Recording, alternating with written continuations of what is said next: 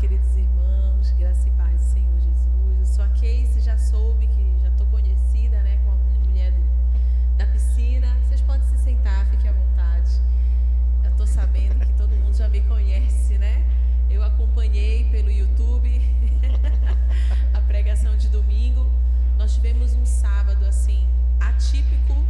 Tivemos 3 programações no sábado, então chegamos em casa muito tarde e eu fiquei muito cansada. E eu disse para ele, vai lá, te dou uma força. E eu vou te assistir aqui pelo YouTube. E também porque os meninos ficaram em casa no sábado e não nos viram chegar. E aí eu disse para ele, os meninos não nos viram chegar e eles não vão nos ver sair. Então você vai, porque eles vão pelo menos me ver, né? Quando eles acordarem. Mas nós estamos em estágio, acho que o Josué explicou um pouquinho do que está acontecendo conosco. Nós estamos, nesse momento, fazendo toda a grade curricular da Universidade das Nações e nós viemos para o Brasil por uma direção do diretor da universidade e, nesse tempo, nós estamos servindo as igrejas, né, em Belém, que foi para onde o nosso diretor nos enviou. Parte da nossa equipe foi para a Bahia. Nesse momento eles estão já terminando também o estágio junto com a gente, estão em São Paulo. E nós estamos em toda a região metropolitana de Belém, fizemos também a Ilha do Marajó, né, e estamos iniciando, começamos ontem a nossa 8ª semana, são 12 semanas que a gente está aí de estágio para concluir o 2º semestre da universidade. E para a gente é uma alegria poder servir a cidade de Belém, que é uma cidade que nós amamos, aonde a gente tem aí tem 12 anos de ministério, mais ou menos, né? No Ministério de Aconselhamento, principalmente. No Ministério Pastoral, nós ficamos 8 anos? 8 anos, né? 8 anos. Ficamos 8 anos no Ministério Pastoral, né? Atendendo pessoas, aconselhando pessoas, liderando uma igreja. Então, para a gente é uma alegria poder compartilhar com vocês, né, nesse tempo aqui em Belém. Hoje nós lançamos uma escola, nós vamos ter uma escola da Casa de Esté, porque nós éramos pastores desse ministério. Nós, em Marituba, tínhamos uma escola e recebíamos mais ou menos por mês 20 pessoas. Essas pessoas ficavam com a gente lá em imersão, de quinta a domingo. E quando nós fomos para o Chile, a gente fechou a escola. E agora que nós voltamos esses 3 meses, hoje a gente acabou de anunciar no Instagram. Se você não segue, depois segue lá a gente, @Ministério Casa de Esté. E nós anunciamos uma escola que vai acontecer em dezembro, né? Uma escola onde a gente aprofunda muito mais toda essa parte de sistema familiar e outros assuntos importantes como trauma tipo A, trauma tipo B. A gente fala também de todos os tipos de abusos. Nós falamos também sobre toda essa parte de perdão, de renúncia. Então são muitos assuntos. São 3 dias de imersão e nós vamos ter essa escola antes de nós irmos para a nossa próxima nação.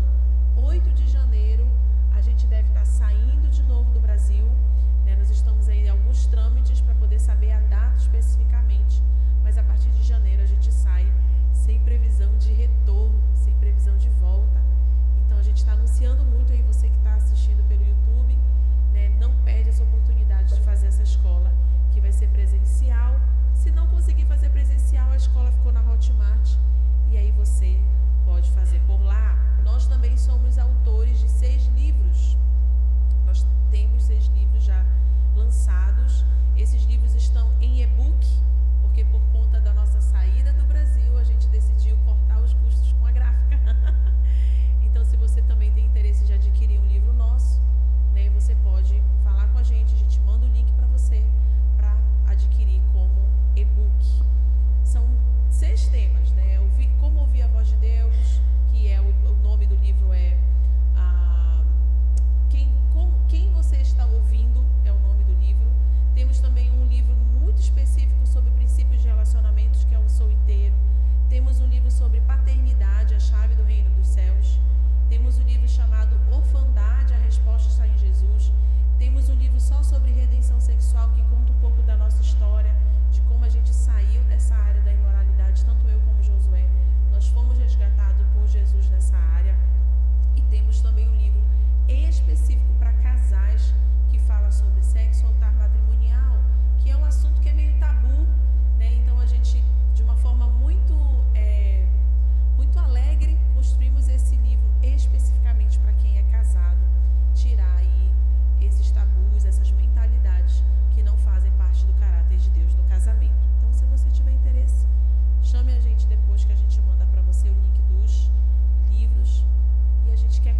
também essa noite, orando, orando por esse tempo, orando por você que está em casa, de onde você estiver nos assistindo, para que essas palavras que nós vamos trazer esses dias, tanto hoje quanto amanhã, que elas possam cair realmente no coração fértil, né? Para que nós possamos virar chaves nas nossas vidas, de coisas que às vezes a gente já está fazendo, mas que Deus quer fazer de uma maneira diferente, né? Deus quer transformar, quer renovar.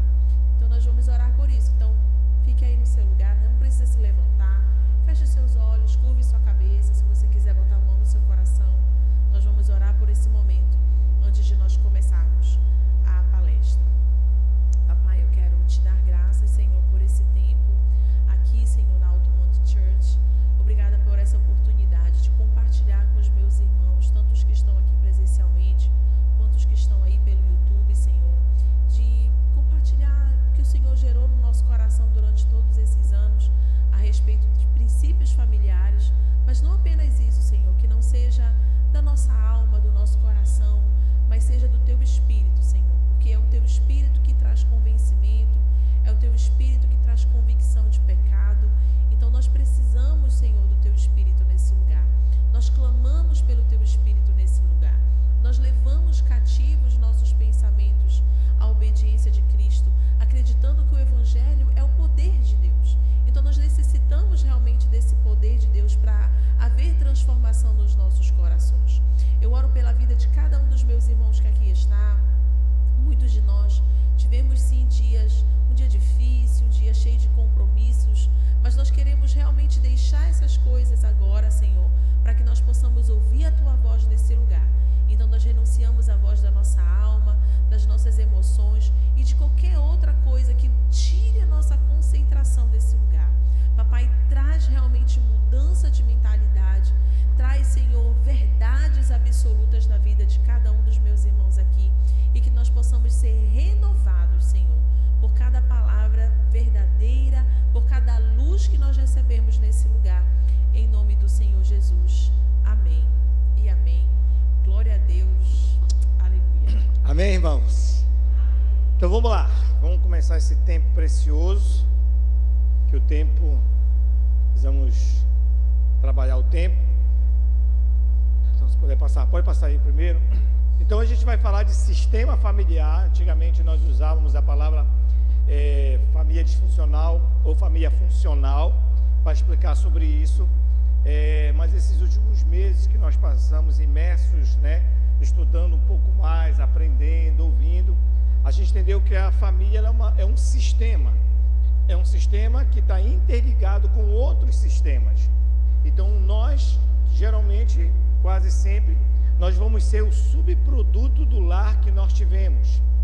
A gente pode ter dois tipos de atitude com o modelo familiar que nós crescemos. Primeiro, nós podemos ter a atitude de repetir o padrão.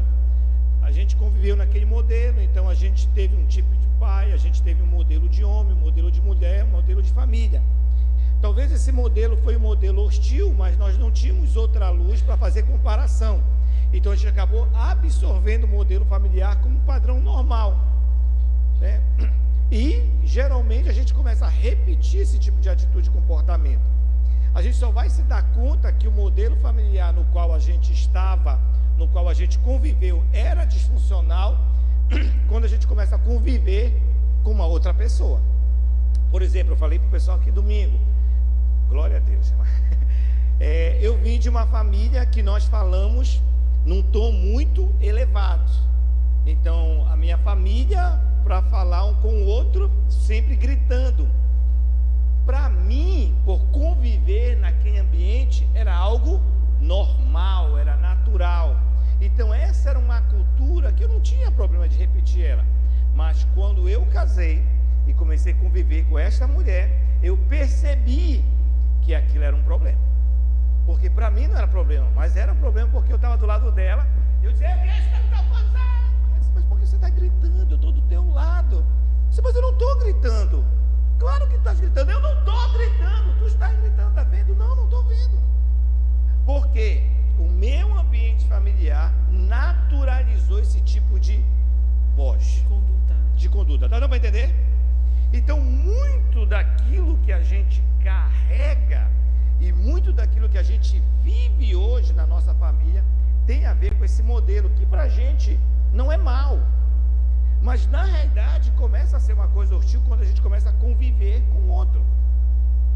Esse é o primeiro exemplo. O segundo, geralmente, quando foi um modelo muito difícil, um modelo muito hostil, a gente tende a negar ele. Não quero jamais repetir o tipo de família que eu tive em casa. Jamais eu vou ter com a minha esposa o mesmo comportamento que o meu pai teve. Jamais eu vou agir com meus filhos como meu pai agiu comigo. Então a gente começa um processo de negação do modelo que a gente viveu. E essa negação, ela é prejudicial, porque na medida que a gente vai negando, né, aquele modelo, a gente começa a construir um modelo de acordo com a nossa cabeça. Eu não quero ser como meu pai, então eu não quero ser esse tipo de homem. Mas que tipo de homem eu vou ser? Eu não sei, eu vou criar um tipo de homem que, ao meu ver, é bom.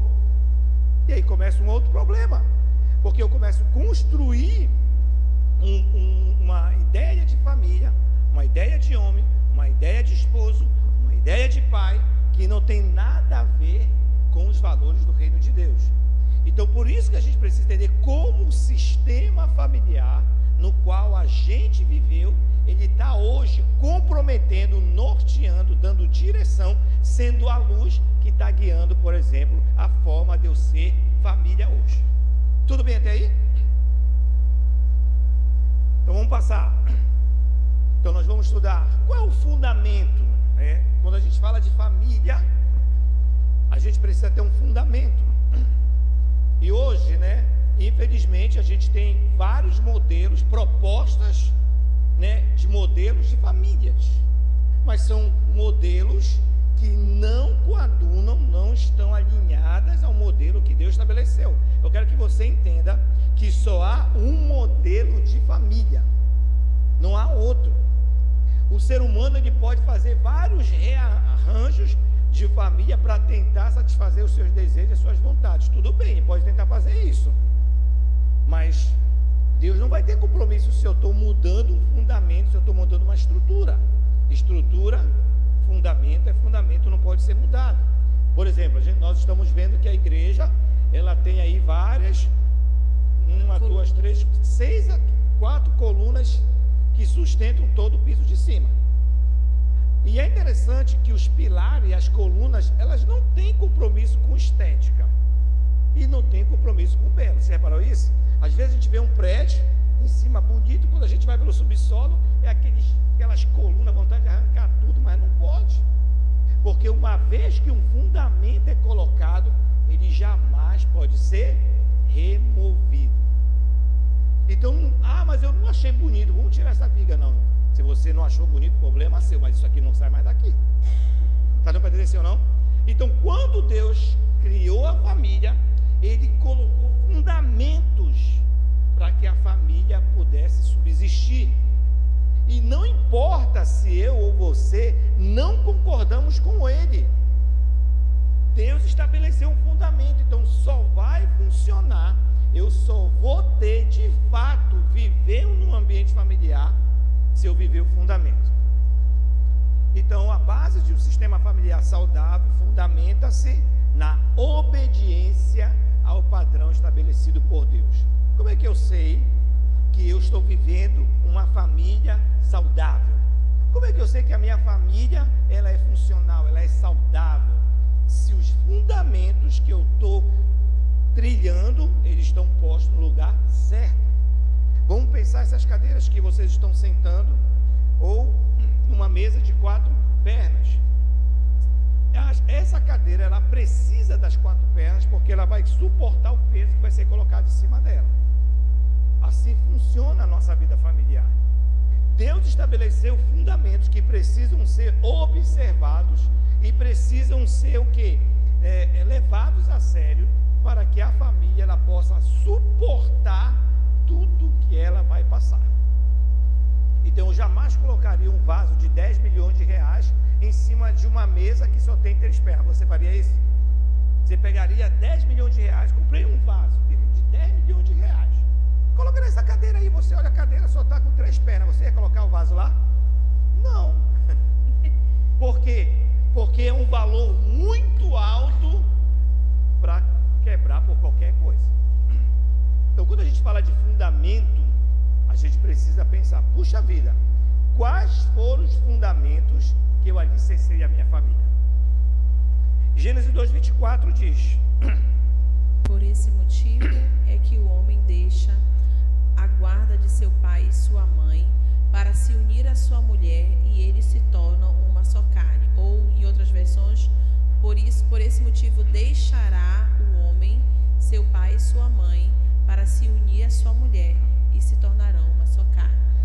Muito interessante isso que Adão fala. Se você estudar esse livro aí de Gênesis capítulo 2, você vai ver que é Adão que está falando isso, a partir de uma revelação própria de Deus. E olha quem está dizendo, por essa razão, ou seja, o casamento, o homem. Então a primeira coisa que Adão estabelece, que casamento é coisa para homem. Casamento não é coisa de menino, não. O cara tem que ser muito homem, muito macho para amar uma mulher pro resto da vida dele. Você tem que ser homem mesmo, para olhar para essa mulher e amar pro resto da vida. Entende? É coisa de casamento, é coisa de homem, não é coisa de menino, não é coisa de adolescente, não é coisa de criança. Casamento é coisa para homem. Então a primeira coisa que ele fala. Ou para mulher, né? Não é para menina também, né? Pronto, ele fala também, casamento deixará pai e mãe e se unirá à sua mulher. Então o casamento requer uma emancipação, uma maturidade. Casamento requer que eu me posicione. Eu não posso construir uma família estando ligado a outra. Eu não posso querer ter uma família ainda sustentando outra. Eu preciso decidir viver essa família aqui. Tem que ter uma emancipação. Esse deixará, inclusive, não é no sentido de abandonar, mas é no sentido de que eu vou deixar aquela família. Se eu sou provedor daquela família, eu vou precisar emancipar aquela família. Se eu tenho uma cultura estabelecida que não é uma cultura que condiz com o evangelho, eu vou precisar abandonar essa cultura. Por exemplo, vou dar um exemplo aqui. Minha família falava muito palavrão. Posso trazer essa cultura mais para dentro dessa nova família, principalmente se eu tenho valores e princípios cristãos, né? Então vou precisar mudar esse valor, vou precisar mudar essa cultura. Quando a gente fala de deixar pai e mãe, não é que eu vou abandonar meus pais, até porque quando a gente casa com a família, com a extensão da família do cônjuge. Fato, né? Quando Josué casou comigo, ele casou com a extensão da minha família. Porém, eu precisei abandonar certas coisas. Por exemplo, eu era rimo de família, eu sustentava minha mãe e meu irmão, que moravam ainda em casa. Então, Josué disse, olha, você vai precisar cortar esse cordão umbilical. Por quê? Porque nós estamos formando uma nova família. E eu tive que preparar minha mãe, dizendo, mãe, a partir do momento que eu casar, infelizmente, eu não vou poder trazer os meus proventos para essa família, porque agora eu tenho uma nova família. Mas isso não quer dizer que eu não possa lhe ajudar na medida do possível. Então, esse deixar é sobre isso, é sobre uma emancipação saudável que precisa acontecer no matrimônio, que a gente vai falar lá na frente sobre o papel, inclusive, dos pais, como é importante entender o tempo da emancipação, principalmente quando é para o casamento. Tudo bem até aí? Parou para entender, sim ou não? Então vamos dissecar um pouco mais esse texto de Gênesis 2:24. E aí então nós vamos falar sobre o princípio do matrimônio. Pode passar o segundo aí. Então vamos entender aqui o que é um matrimônio. Como eu estou falando, como a gente falou, hoje tem muita gente que diz que está casado. Eu me recordo que certa vez nós tínhamos uma ONG, a gente trabalhava com a comunidade lá em Marituba, e nós estávamos então fazendo discipulado, né, com as famílias, e calhou de um dia eu estar conversando com uma pessoa, e nós estávamos lá com o pessoal da igreja, ela me chamou assim à parte, poxa pastor, quero abrir meu coração para você. Eu disse, que foi? Não, esse meu marido, já faz um tempo que ele trabalha de mototáxi, e acaba lá 5 horas e vai direto para a bola. Está fazendo isso direto. Chega quinta-feira, e acaba o serviço e vai para a bola. Quinta, sexta, sábado, domingo, bola.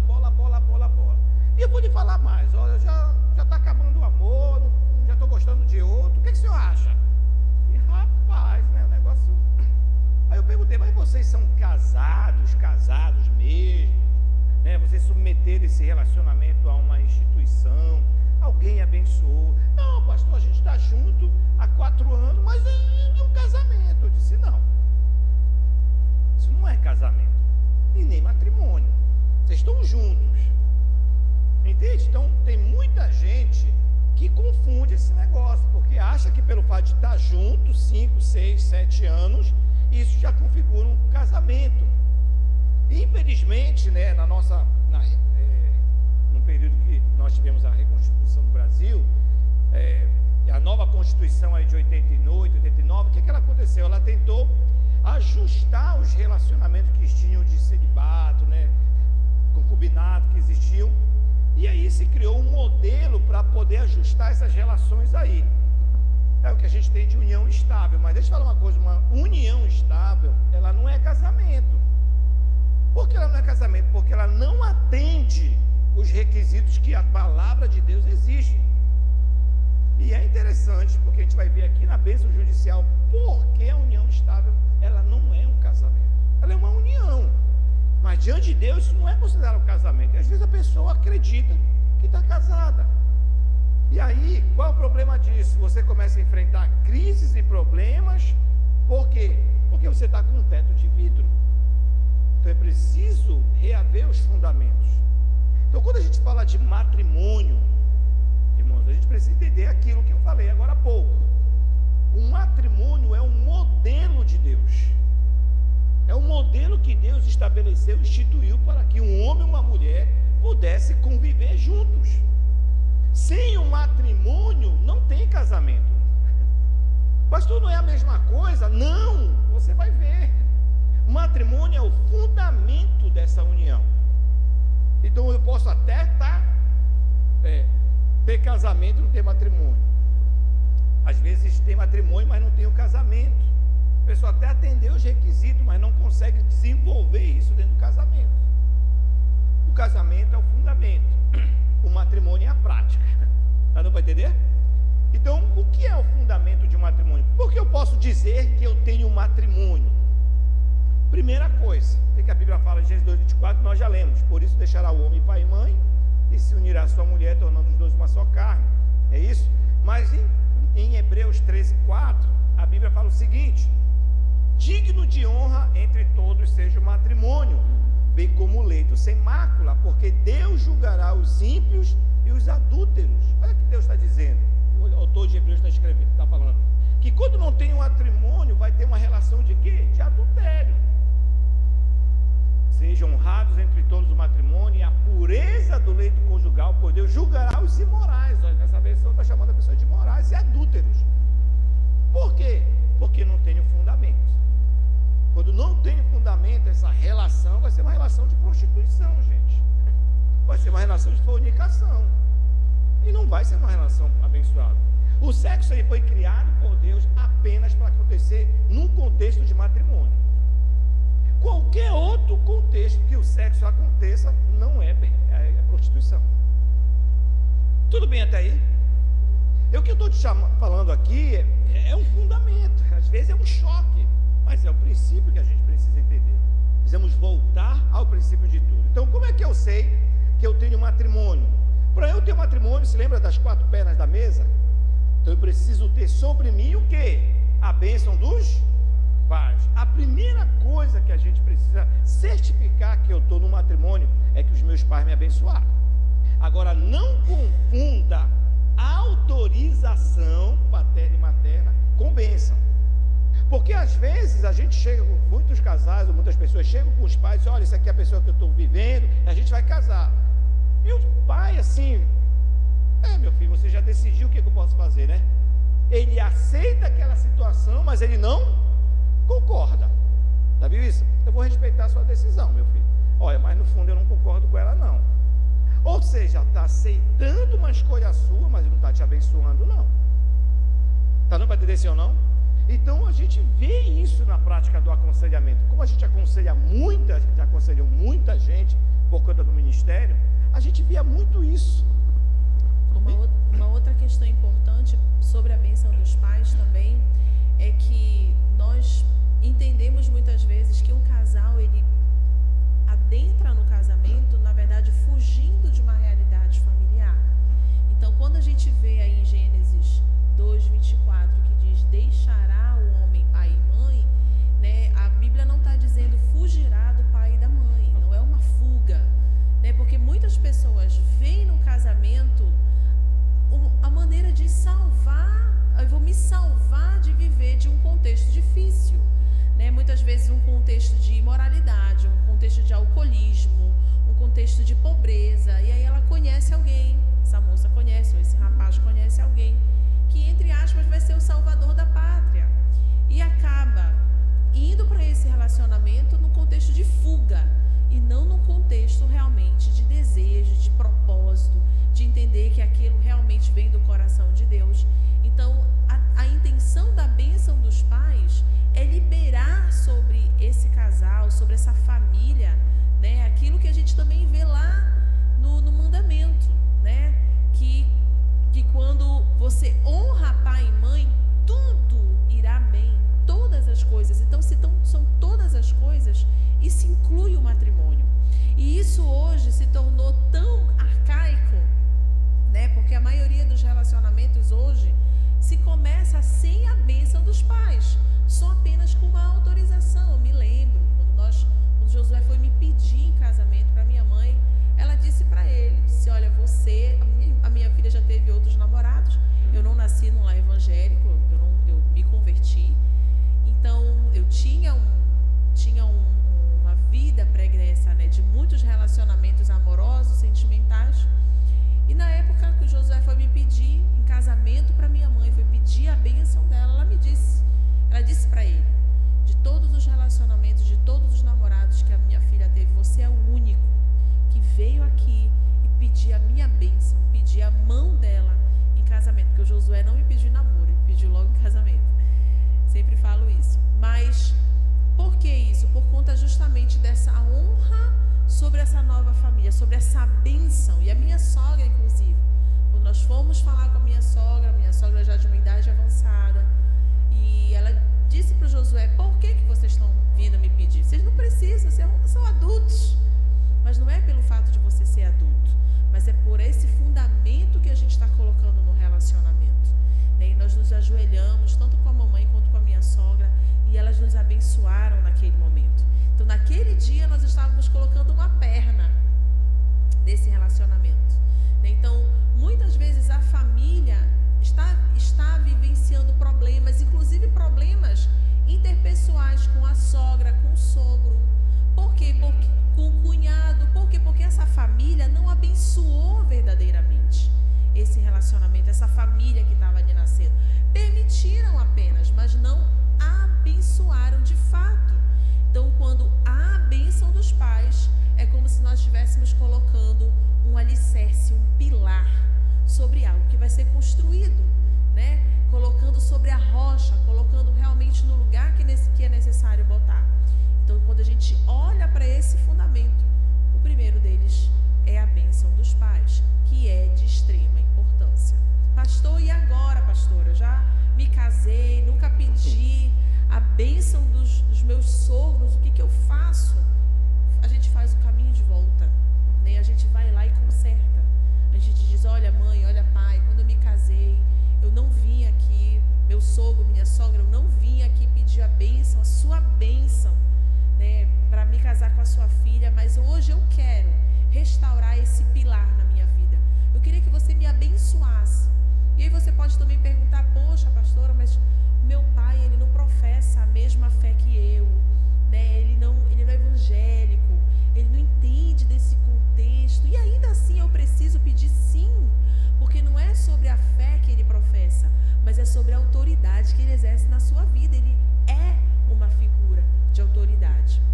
Então, quem não tem esse pilar ajustado, ainda há tempo, né? Você pode voltar, que a gente chama isso de caminho de volta, voltar lá e pedir a bênção dos pais sobre o seu casamento, sobre o seu matrimônio. Tá dando para entender até aqui? Sim ou não? Segunda bênção, bênção judicial. E é interessante porque é nessa bênção que muita gente não entende, mas é aqui na bênção judicial, no cartório, que a gente vai ver, por exemplo, a materialização, o ato profético de Gênesis 2:24. O que acontece? Os casados já sabem, né? Quando você vai casar, você vai lá, o que Gênesis 2:24 diz? Deixará, pois, o homem pai e mãe, não é isso? Então eu fui no dia lá no cartório, entreguei para o cartório a minha certidão de nascimento. A Casey foi lá, entregou a certidão dela de nascimento. E quando a gente entregou para o cartório disse: agora 30 dias vocês voltam aqui, que a gente vai casar. Por quê? Porque depois disso eles lavram lá a nossa proposta, a nossa intenção, e sai no diário oficial. Olha, que toda a sociedade saiba, no dia 12 de março de 2012, às 14 horas, Josué Rodrigues da Silva, 29 de fevereiro, Josué Rodrigues da Silva vai contrair matrimônio com Casey Jaqueline da Silva Teixeira. Se tiver alguém contra essa união, se manifesta em juízo. E se alguém nesse interim, irmão, chegar lá, olha, ele é casado comigo, xadrez, entende? E quando ninguém se manifesta, o que o cartório entende? Puxa vida, a sociedade está o quê? Respaldando esse casamento. Irmãos, olha como esse negócio é sério. A Bíblia fala, né? Jesus fala: o que 2 ou 3 ligados na terra é ligado no céu. Então o silêncio da sociedade está legitimando essa união. Então a bênção judicial, ela vai legitimar a união. Ou seja, eu estou publicamente diante da sociedade dizendo: eu quero viver só com essa mulher para o resto da minha vida, por mais que ela me aborreça. Entende? Eu vou viver com ela. É uma decisão livre minha. Deu para entender, irmão? Sim ou não? Então a bênção judicial é importante. E o que acontece também, porque que a situação do civil, ele é o ato profético de Gênesis 2:24. Porque se eu levo a minha certidão de solteira e ele também, a nossa certidão de nascimento, a gente entrega lá. No dia do casamento você sai com o quê? Você vai sair cada um com a sua certidão? Não. A gente sai com uma única certidão, né?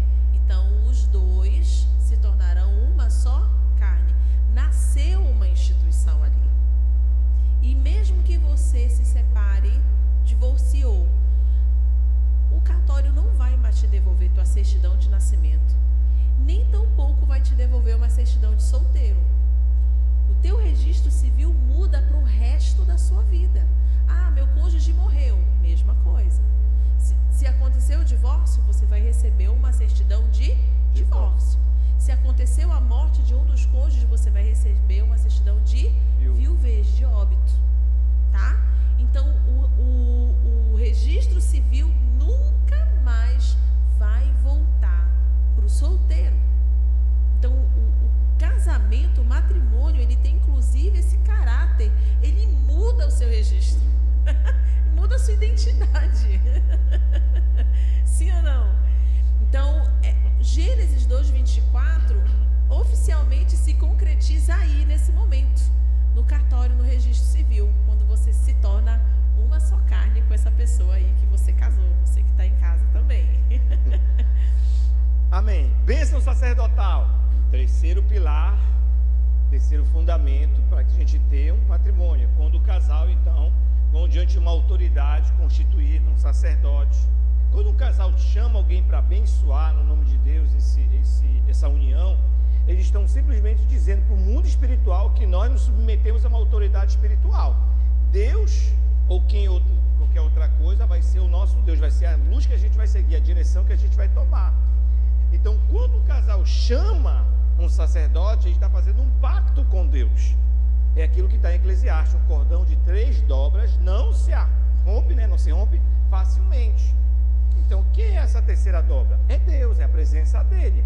E também fala do compromisso do casal em relação a Deus. Se eu estou pedindo para Deus me abençoar, eu estou fazendo ele o meu Deus. Seria meu Deus, eu vou ser o seu servo. E também é uma submissão de sacerdotal do próprio casal. Eu vou ser servo de Deus, eu vou seguir esse Deus, eu vou louvar esse Deus, eu vou amar esse Deus. Eu estou também estabelecendo uma prioridade espiritual na minha vida. Então, quando a gente casa na igreja, essa família está estabelecendo uma autoridade espiritual sobre ela. Esse não vai ser apenas o Deus do meu casamento, vai ser o Deus dos meus filhos, dos meus netos, filho após filho da minha geração, vai ser o Senhor. Então, vai entender? Então, a bênção sacerdotal não é só aquele brilho que a gente tem na igreja, mas na verdade é uma submissão espiritual que a gente está fazendo. A bênção sacerdotal também é importante, principalmente no processo de relacionamento, namoro, noivado, porque às vezes os pais abençoam, genuinamente abençoaram aquele relacionamento, mas quando esse casal submete essa bênção a uma figura sacerdotal, às vezes o pastor, ele conhece essa ovelha melhor que os pais. Às vezes esse pastor, ele sabe as entrelinhas, né, como pastor, do que essa ovelha, o caráter dessa ovelha, o jeito que essa ovelha serve eclesiasticamente, se essa ovelha tem o temor do Senhor mesmo ou não. Nós inclusive já tivemos essa experiência, né, um casal jovem, eles estavam começando o relacionamento, nós acompanhávamos a moça, o rapaz não, acompanhávamos ela, uma menina preciosa, uma menina cheia do Senhor, cheia do Espírito Santo, e chegou conosco dizendo: olha, eu quero apresentar uma pessoa para vocês, que nós estamos orando, nós estamos pensando em nos relacionar, e os meus pais inclusive já abençoaram, porque inclusive isso era pauta de discipulado nosso, né, com as nossas ovelhas. E quando ela veio nos trazer essa ovelha, era uma ovelha que a gente já conhecia e que era uma ovelha que tinha muitos problemas de caráter. Muitos problemas de caráter. E quando ela trouxe essa ovelha para pedir a nossa bênção, nós dissemos para ela: olha, é o seguinte, a gente teve que meio que abrir o jogo. Espera um pouco mais, deixa Deus trabalhar o caráter dele, né? Isso aqui precisa ser moldado um pouco mais. Então deixa isso com Deus, deixa Deus tratar isso. E naquele momento a gente disse para ela: não é o tempo de nós abençoarmos esse relacionamento. E infelizmente essa moça não seguiu o conselho pastoral e ainda assim decidiu se casar. Muitos anos depois eles voltaram, porque passaram por muitos problemas, e justamente por conta dos problemas de caráter que esse rapaz estava passando, né? Então, às vezes, o pastor, o sacerdote, ele sabe algumas entrelinhas que a bênção dos pais não pôde fazer esse filtro. Então, é importante também submeter a bênção sacerdotal. Assim como também, às vezes, é importante submeter a bênção dos pais, porque às vezes os pais, a mãe, né, tem um discernimento: olha, meu filho, não é bem por aí, eu tenho orado por você, olha, espera um pouco mais. Então essas bênçãos, queridos, são importantes também por filtros que Deus às vezes está colocando num relacionamento que ainda é um namoro, ainda é um noivado, e que pode ser um livramento, e muitas vezes na vida desse relacionamento, desse casal, né? Então a bênção sacerdotal aí é extremamente importante. Eu e o Josué, a gente só casa quem a gente já acompanhou. A gente tem essa meio uma regrinha nossa, né? A gente não sai casando todo mundo.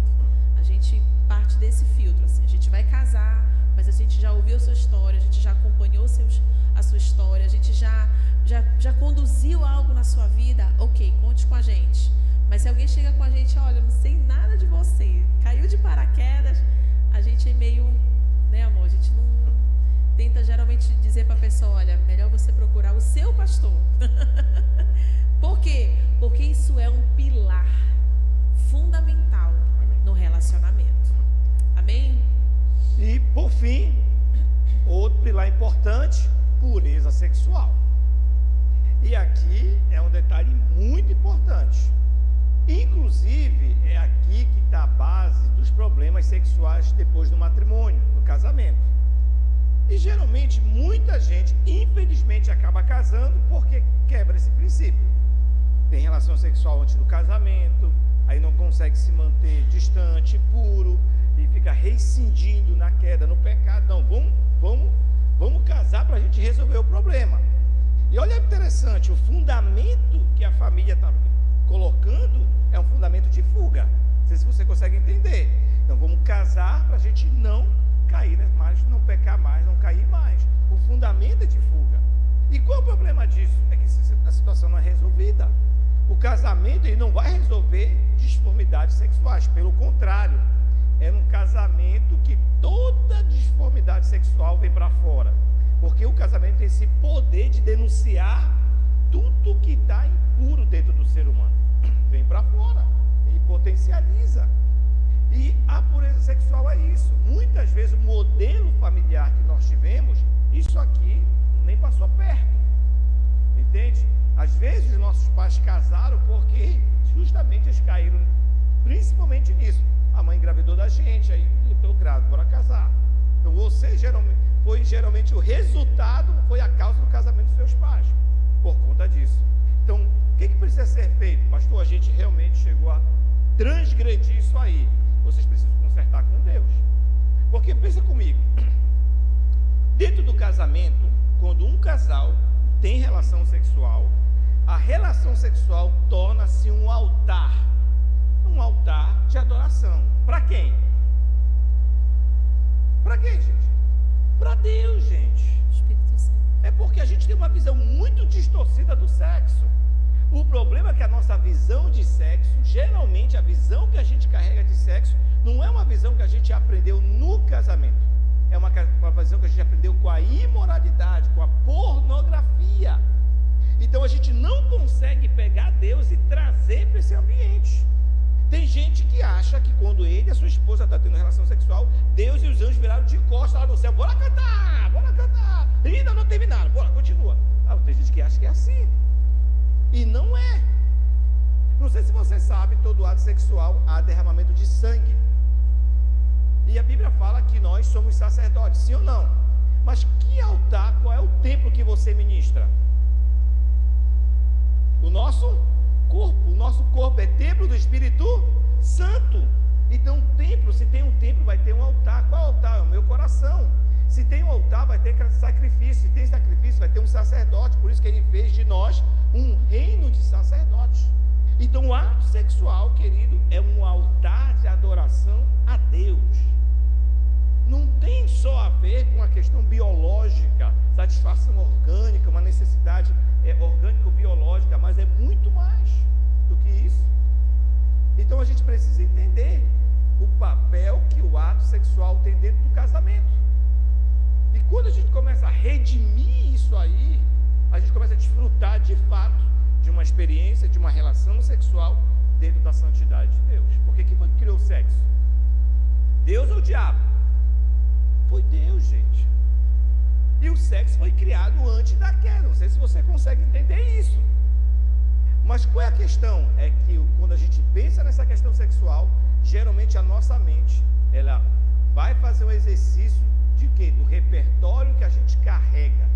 E se você parar para pensar, quem foi que te ensinou sobre sexo? Porque o certo, como Deus planejou, era que o homem e a mulher casassem sem qualquer referência nenhuma sexual. O que é virgindade? Virgindade não é nunca ter tido uma relação sexual. Virgindade tem a ver com pureza de pensamento.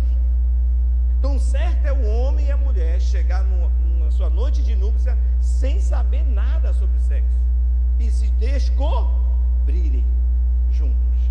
Mas quando eu chego no casamento com um repertório sexual, querido, esse repertório não aprendi ali não, estou trazendo. Ele já está comprometido, ele está corrompido. Então precisa ter um processo de purificação, de libertação nessa área. E quando se fala de pureza sexual, também no matrimônio é importante nós levarmos em consideração que trazer, por exemplo, pornografia, trazer imoralidade para esse contexto, ele é altamente danoso para o casamento. A maioria dos atendimentos que nós fizemos, aonde essa família, onde esse casal estava trazendo imoralidade, pornografia para dentro do casamento, por exemplo, o homem assistia pornografia e se masturbava. E esse pacto que ele estava fazendo com o espírito de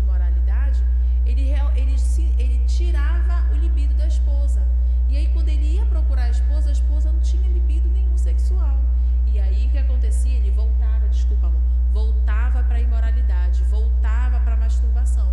E isso se torna um ciclo. Então, a impureza sexual, na verdade, é o altar que está sendo renovado nesse casamento. Então, é importante que essa família, que esse casal entenda esse processo, né, confesse, traga à luz, procure ajuda, né, restaure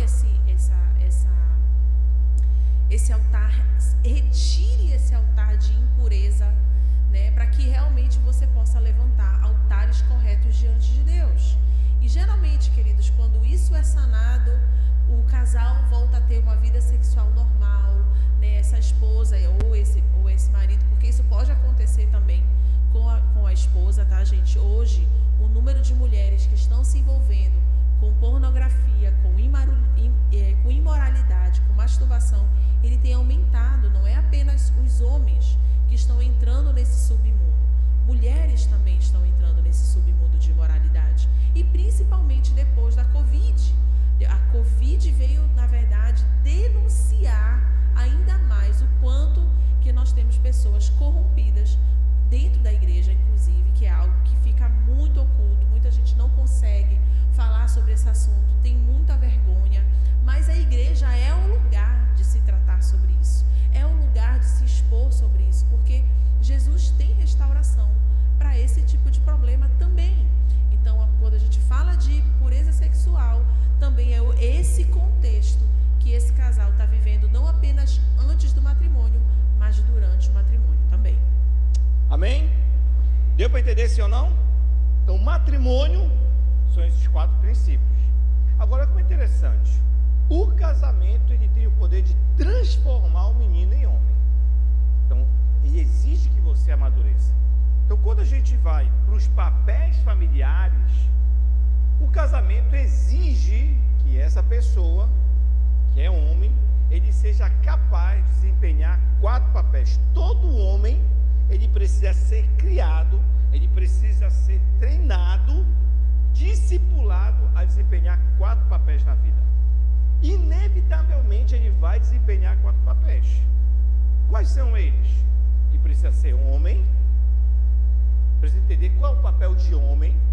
E dentro da nossa sociedade isso está uma confusão, porque há uma desconstrução da masculinidade, né? Tem um pensamento, porque a masculinidade ela é tóxica, então estão tentando transformar os homens mais próximos do feminino, estão tentando feminilizar os homens.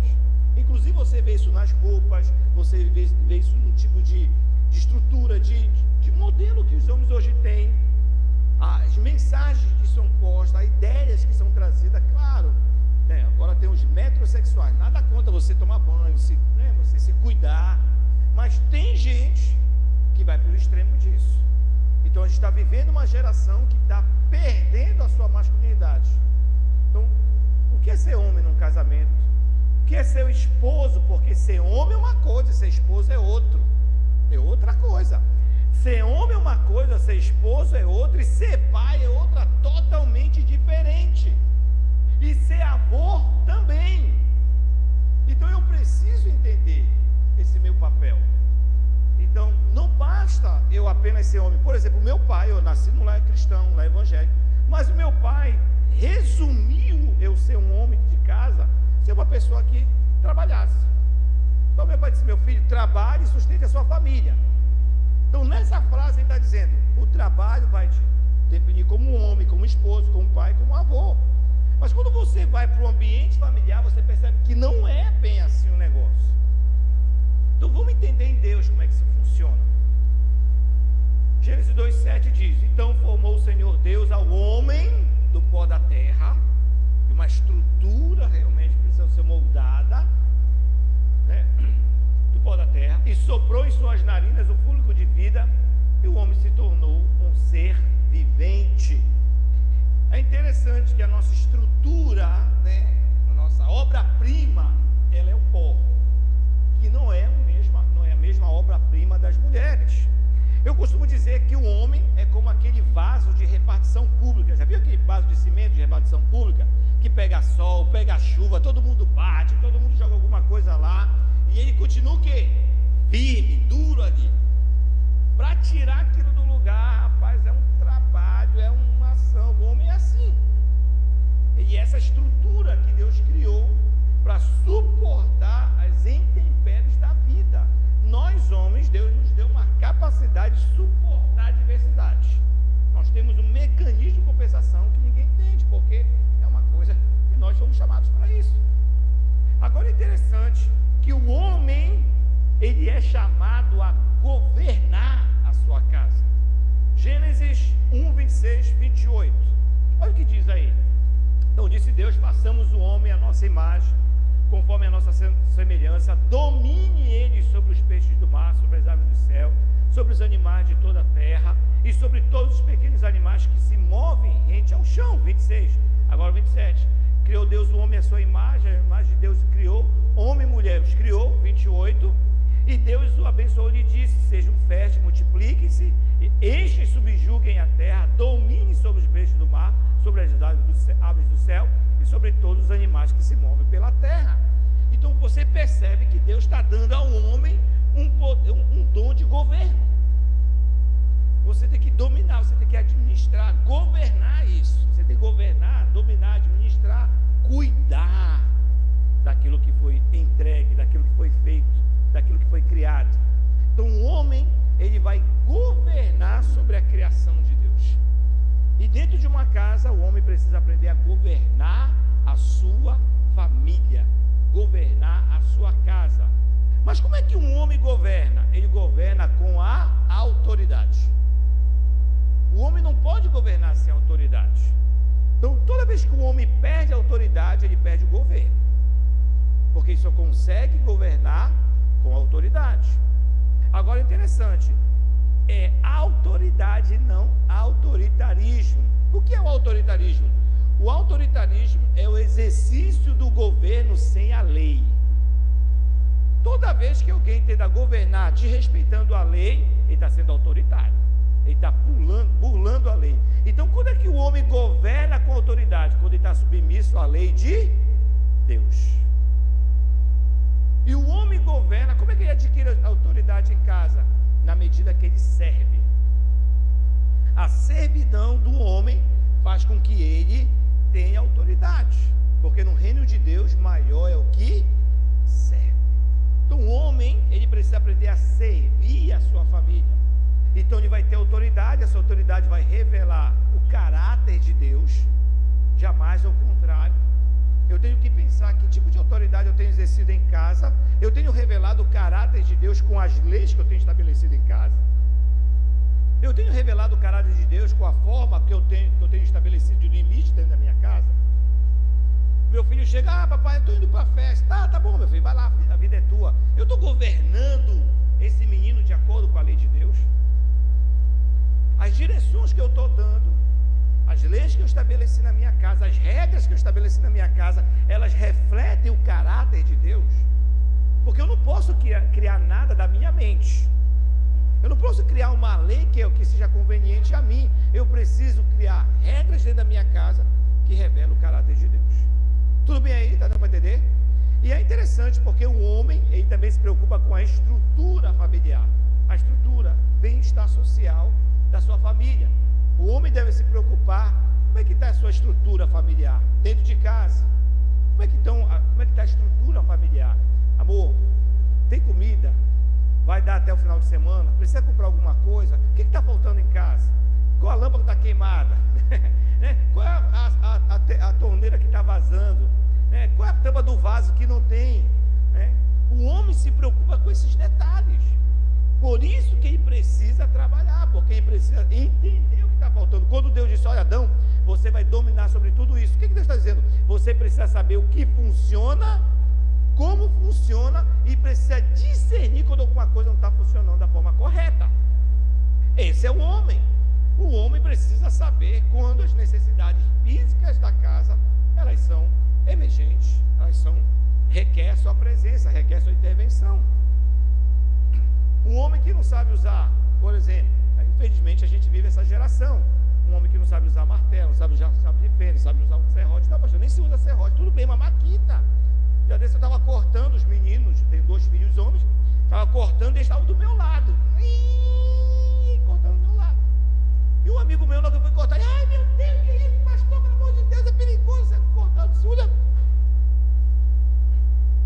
Por quê? Não sabe, não foi ensinado. Se você perguntar para o Natan, meu filho de 6 anos, Natan, vai ali na casa de ferramenta do seu pai e traga uma chave Philips. Ele vai trazer uma chave Philips. Agora traz uma chave de boca, número 12, ele vai procurar 12, não sei o que é. Por quê? Porque eu estou ensinando ele a ser homem.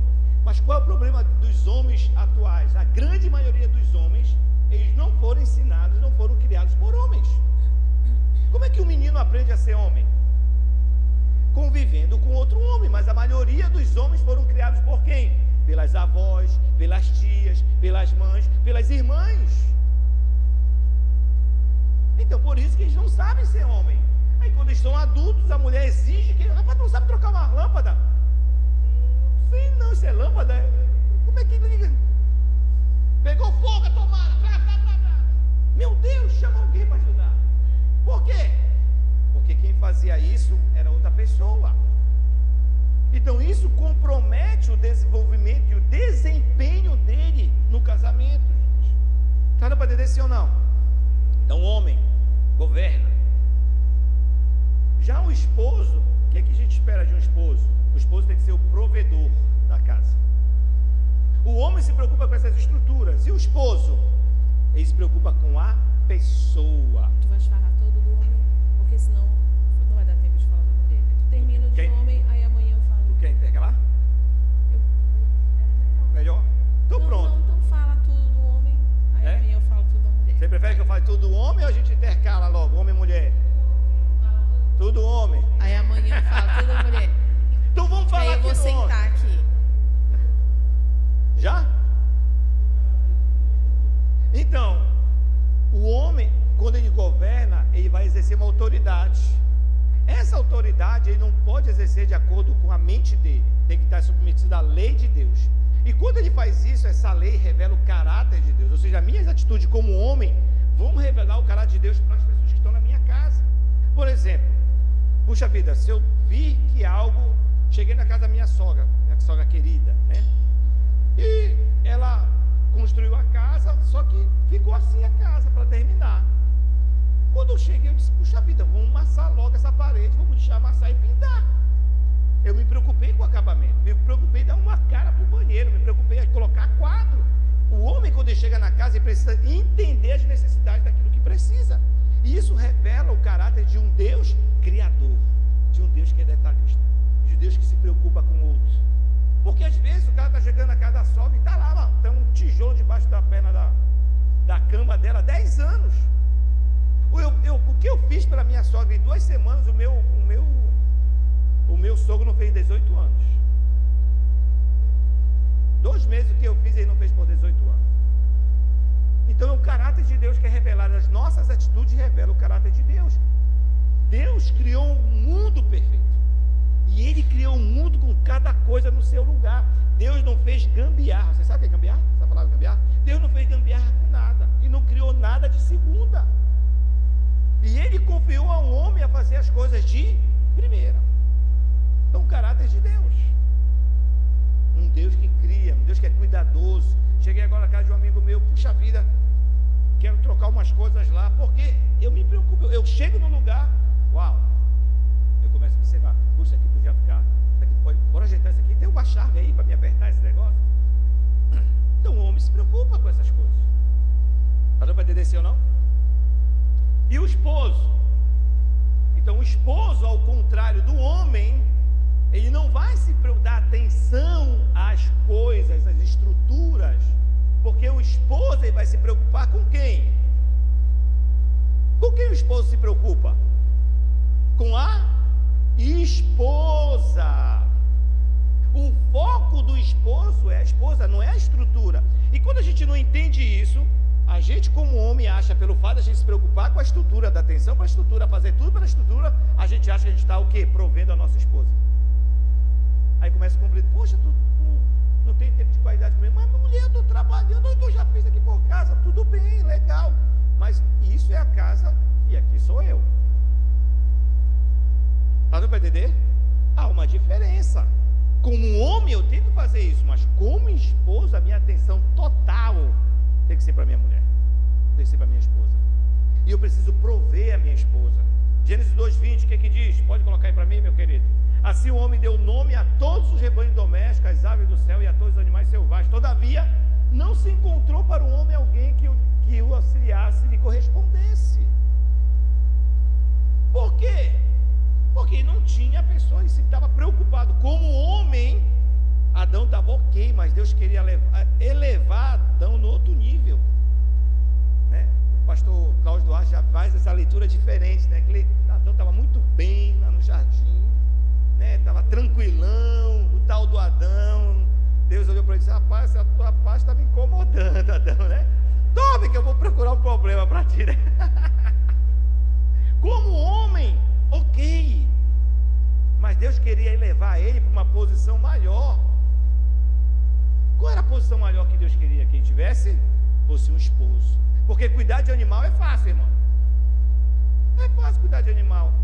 Alguma vez o seu cachorro foi lá, chegou agora, por que chegou agora?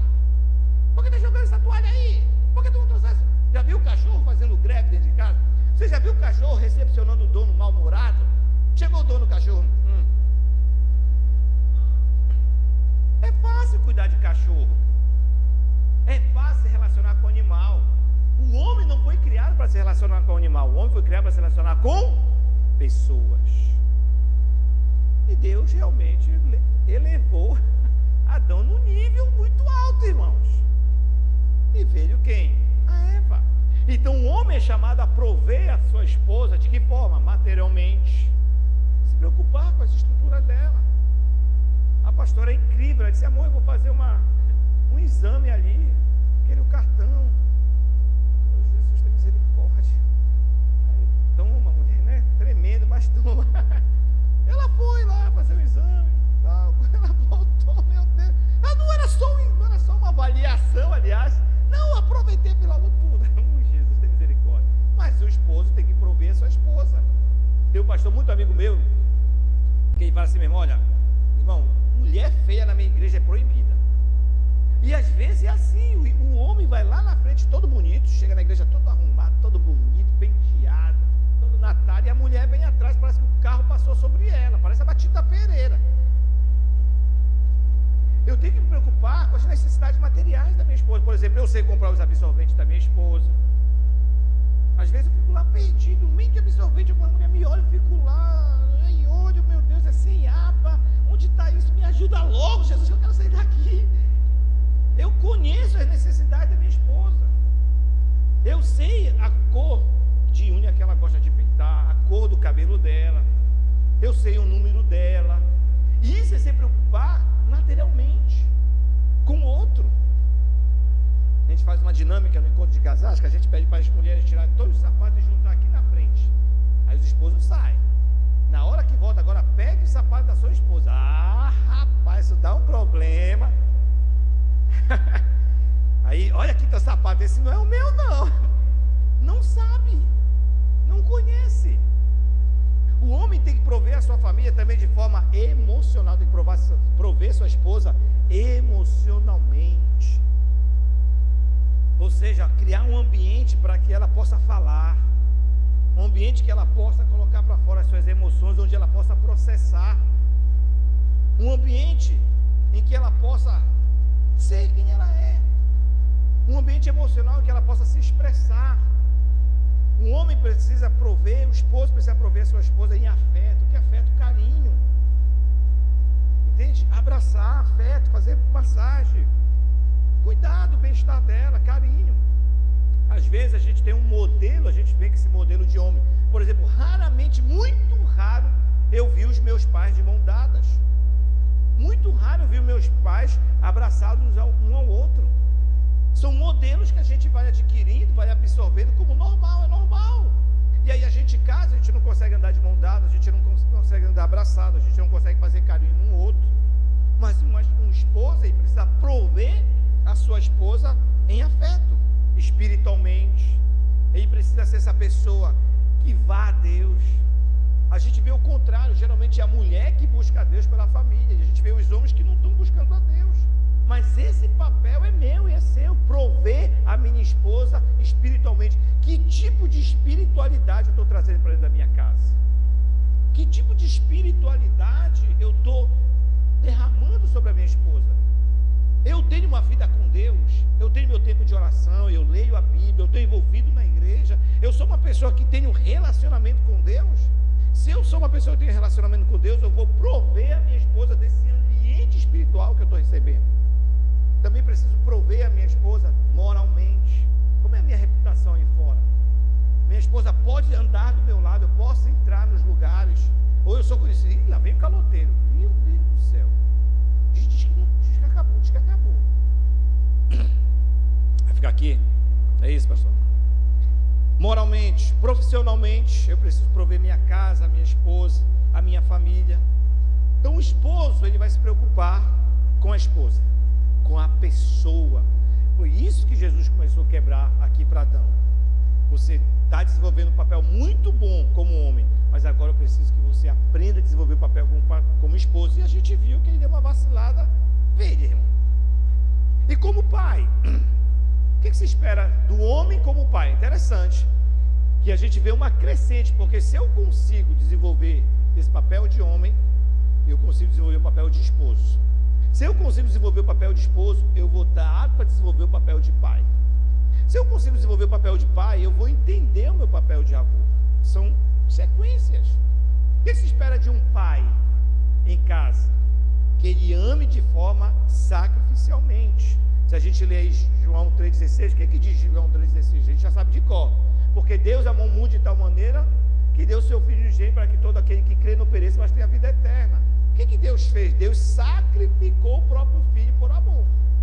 E isso é amor. Esse amor sacrificial. O modelo de paternidade que a gente precisa desenvolver está baseado no caráter de Deus. Então eu preciso ter esse tipo de posicionamento. E o pai, ele que gera nos filhos o conceito de missão. Quando eu desenvolvo a minha paternidade de forma clara, eu vou conseguir comunicar para o meu filho o sentido de missão. Sabe por que tem muitos jovens que não sabem o que vão ser da vida? Já viu que a gente tem uma geração de jovens que não tem definido para onde eles vão? Jovens de 30 anos, e aí? Já decidiu o que vai fazer? Já estou na 4ª universidade, não consigo decidir, eu não sei. É uma geração que foi criada sem pai, é uma geração que não teve o que? Direção. E o papel do pai é esse: dar direção para quem? Para a família. Dar direção para os filhos.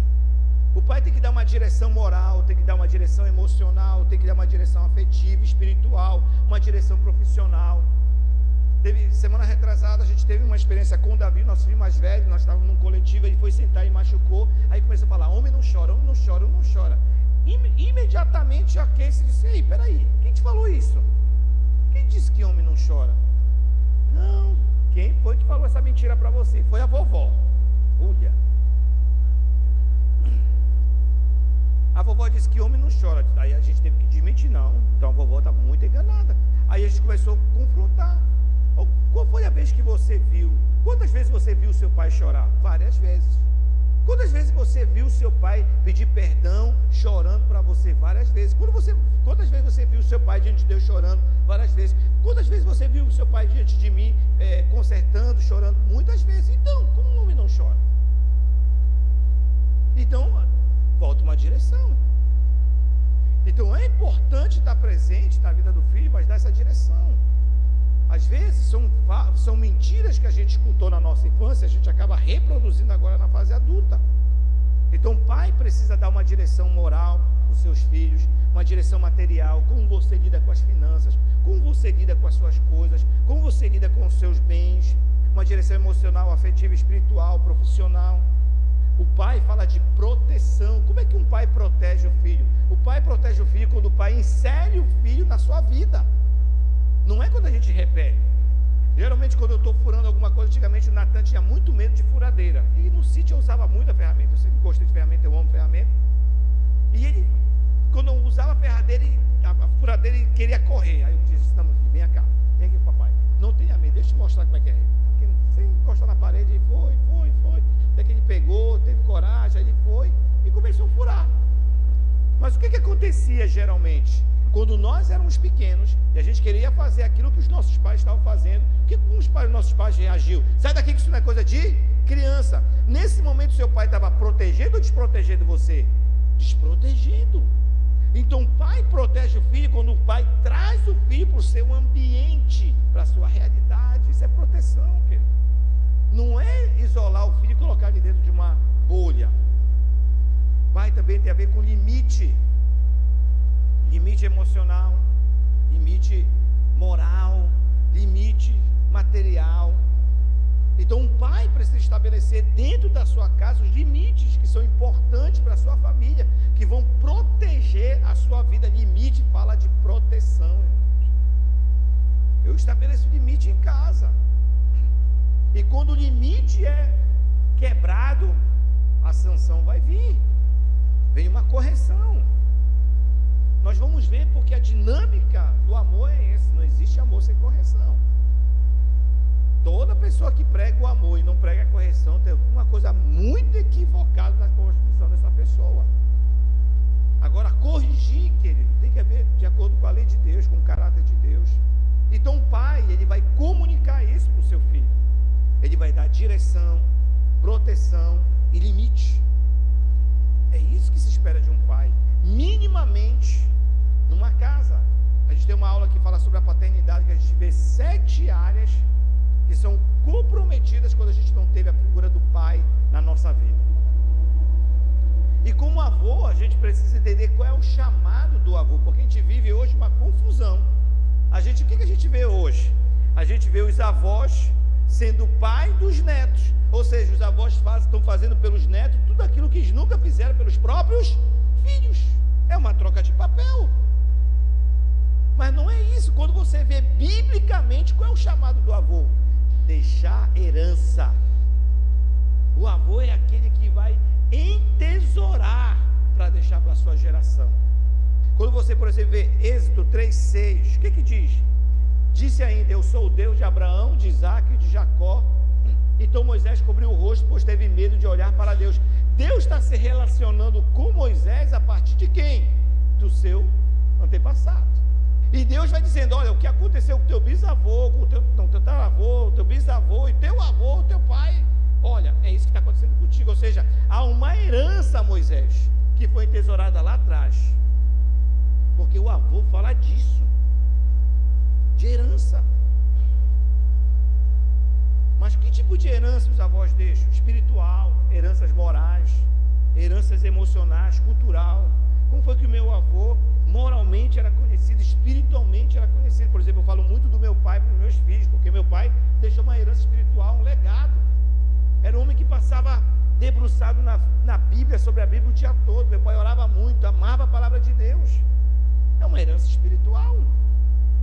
Uma herança moral, porque ele tinha uma boa reputação, era militar, fazia tudo certo, tudo na linha, não entrava em coisas erradas, escusas. Então meu pai tinha essa preocupação.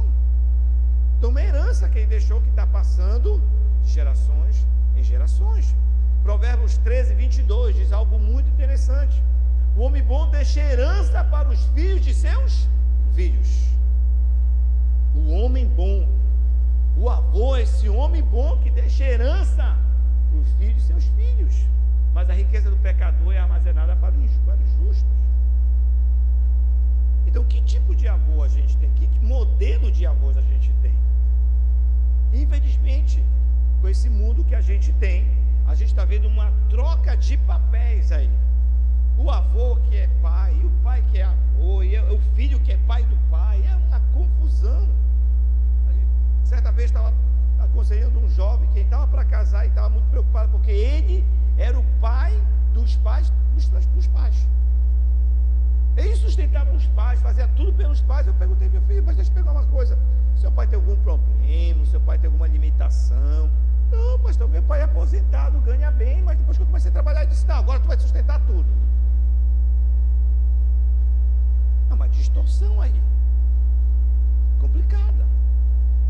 Então, os princípios dos papéis familiares, quando a gente pensa na figura masculina, gente, são 4 coisas que a gente precisa aprender a vivenciar. Pastor, eu nunca tive nada disso aí. Pois é, agora a gente precisa buscar em Deus esse modelo. A gente precisa então ir em Deus e buscar viver isso. Eu preciso buscar em Deus, porque uma hora ou outra eu vou ter alguém que vai estar debaixo dessa cobertura. Hoje eu posso ser só uma pessoa. Por exemplo, hoje eu sou só pai, mas amanhã eu vou ser avô. Então, que tipo de herança eu estou deixando para os meus netos? O avô, ele começa a pensar nas gerações. Não é aquela pessoa que está pensando aqui e agora. Não, ele está pensando no futuro, no amanhã, nas gerações. Porque o avô é para isso, é chamado para essas coisas. Quando Deus chamou Abraão, Deus fez menção a Abraão às suas gerações. E Abraão entendeu o chamado dele. Então, quando a gente fala do papel do homem, gente, ele precisa governar, ele precisa prover, ele precisa amar sacrificialmente, e ele precisa ser uma pessoa que deixa herança. Herança. Às vezes a pessoa não se preocupa com isso, o homem, e a gente vê hoje muito isso, a pessoa que quer ser pai, quando ele tem a oportunidade de ter tudo que nunca teve, ele consegue conquistar muitas coisas, gera um patrimônio enorme, mas de uma hora para outra, perde isso tudo. Irresponsável. Curtiu a vida e nunca pensou no amanhã, das pessoas que vinham atrás dele. Então a gente não pode ser irresponsável. Nós precisamos entender o papel que a gente tem. Amém, irmãos? Deu para entender sim ou não? Então essa é uma introdução aqui dos papéis. Amanhã então a gente vai continuar. A gente vai começar já com os papéis da mulher. E aí a pastora já vai entrar um pouco mais no Coração Materno de Deus, que é um livro que a gente está escrevendo, a maternidade que eu não conhecia. Eu estou terminando o livro que fala sobre os 3 corações da paternidade. O livro que a gente tem sobre paternidade vai falar do nosso relacionamento com Deus enquanto pai, e esse novo livro já é aplicando a paternidade, como ser pai ao modelo de Deus, pai com Jesus. É uma revelação que Deus me deu e eu estou terminando ele. Amém? Vamos orar? Posso orar aqui, pastor? Pai, muito obrigado por essa noite, agradecemos a sua graça, o seu amor, a sua fidelidade. Obrigado por tudo que o Senhor tem comunicado, obrigado porque o Senhor é fiel. Nós realmente te agradecemos por esse tempo, que o Senhor nos ensine, nos ajude a viver esse tempo de uma forma plena no Senhor. Nós, enquanto homens, que o Senhor nos dê graça, Senhor, precisamos da sua graça, para que nós possamos desenvolver no nosso lar esse papel de homem, com as nossas esposas, papel de esposo, de cônjuge, com os nossos filhos, papel de pai. Senhor, nós precisamos aprender, nós precisamos de Ti, Espírito Santo. Só Você pode nos capacitar, nos habilitar a essa nova dimensão. Precisamos aprender realmente, sermos a voz dessa geração. Senhor, uma geração que não tem referencial de nada, perdida, totalmente equivocada nos papéis. Nos levanta, Senhor, como um referencial. Ainda que isso seja um choque para as pessoas que nos circulam, para as pessoas que convivem com a gente, mas nós queremos trazer a Tua palavra, a Tua mensagem de forma clara e plena. Muito obrigado por essa noite, obrigado por esse primeiro dia. Te agradecemos em nome de Jesus. Amém.